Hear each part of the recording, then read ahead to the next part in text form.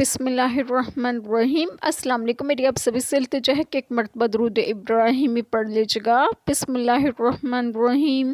اللہم صلی علی محمد وعلی آل محمد کما صلیت علی ابراہیم وعلی آل ابراہیم انک حمید مجید۔ اللہم بارک علی محمد وعلی آل محمد کما بارکت علی ابراہیم وعلی آل ابراہیم انک حمید مجید۔ بسم اللہ الرحمن الرحیم۔ اور انہیں گالی نہ دو جن کو وہ اللہ کے سوا پوچھتے ہیں کہ وہ اللہ کی شان میں بے ادبی کریں گے زیادتی اور جہالت سے۔ یوں ہی ہم نے ہر امت کی نگاہ میں اس کے عمل بھلے کر دیے ہیں، پھر انہیں اپنے رب کی طرف پھرنا ہے اور وہ انہیں بتا دے گا جو کرتے تھے۔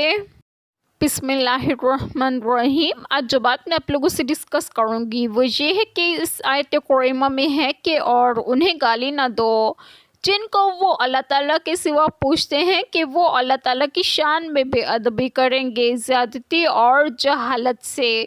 قتادہ کا قول ہے کہ مسلمان کفار کے بتوں کی برائی کیا کرتے تھے تاکہ کفار کو نصیحت ہو اور وہ بت پرستی کے عیب سے باخبر ہوں، مگر ان ناقص اشناس جاہلوں نے بجائے پنت پذیر ہونے کے شان الہی میں بے ادبی کے ساتھ زبان کھولنی شروع کی۔ اس پر یہ کریمہ نازل ہوئی، اگرچہ بتوں کو برا کہنا اور ان کی حقیقت کا اظہار طاعت و ثواب ہے، لیکن اللہ تعالیٰ اور اس کے رسول صلی اللہ علیہ وسلم کی شان میں کفار کی بدگوئیوں کو روکنے کے لیے اس کو منع فرمایا گیا۔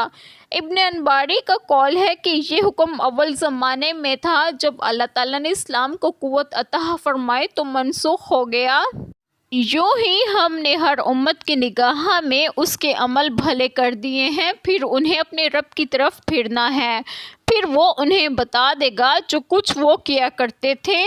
اس آیت کریمہ میں مومنوں کو تعلیم دی گئی ہے کہ وہ ہر لحاظ سے اللہ تعالیٰ کا ادب و احترام ملحوظ رکھیں۔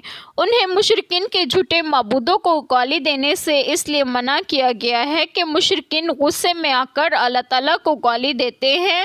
زیادہ فساد کے مقابلے میں تھوڑی مصلحت کو چھوڑ دینا ہی بہتر ہے کہ قبیل میں سے یہ بھی ہے جو صحیح حدیث میں آیا ہے۔ عبداللہ بن عمر رضی اللہ عنہما بیان کرتے ہیں کہ رسول اللہ صلی اللہ علیہ وسلم نے فرمایا، کبیرہ گناہوں میں سے یہ گناہ بہت بڑا ہے کہ کوئی شخص اپنے والدین پر لعنت کرے۔ آپ صلی اللہ علیہ وسلم سے پوچھا گیا، اے اللہ کے رسول صلی اللہ علیہ وسلم، آدمی اپنے والدین پر کیسے لعنت کر سکتا ہے؟ آپ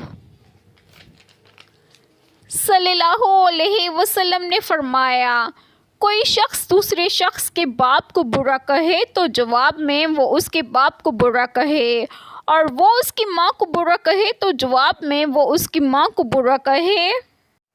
انسان کی عادت ہی یہ ہے کہ وہ اپنے ہر کام کو چاہے در حقیقت اچھا ہو یا برا، وہ اسے اچھا ہی سمجھتا ہے، جیسا کہ ارشاد فرمایا ترجمہ، ہر گروہ کے لوگ اسی پر خوش ہیں جو ان کے پاس ہے، لیکن انسان میں غور و فکر کی صلاحیت بھی رکھی ہے کہ وہ برے کام کو پوری آزادی سے چھوڑ کر نیک راستہ اختیار کر سکتے ہیں۔ دنیا کا ہر کام اللہ تعالیٰ کے چاہنے سے ہوتا ہے، اور اگر وہ نہ چاہے تو نہیں ہوتا۔ انسان کو امتحان کے لیے اچھے برے دونوں کاموں کا اختیار دینا بھی اس کی مرضی اور حکمت سے ہے، مگر وہ اپنے بندوں کے لیے کفر اور برے کاموں کو پسند نہیں کرتا۔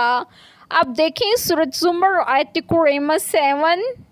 ایک چھوٹی سی دعا جو میں ضرور کروں گی کہ اللہ تعالیٰ ہم سب کے تمام گناہوں کو معاف فرمائے اور ہمیں صراط مستقیم کی راہ پر گامزن کریں، اور آپ سب کی تمام جائز دعائیں قبول فرمائیں، اور جو لوگ بے اولاد ہیں انہیں نیک اور صالحین اولاد عطا فرمائے، اور جو لوگ بیمار ہیں انہیں بھی صحت و تندرستگی عطا فرمائے، اور آپ سب کو آپ کے گھروں میں خوش و خرم رکھیں اور صحت و تندرستگی بھی دیں۔ آمین۔ جزاک اللہ خیر۔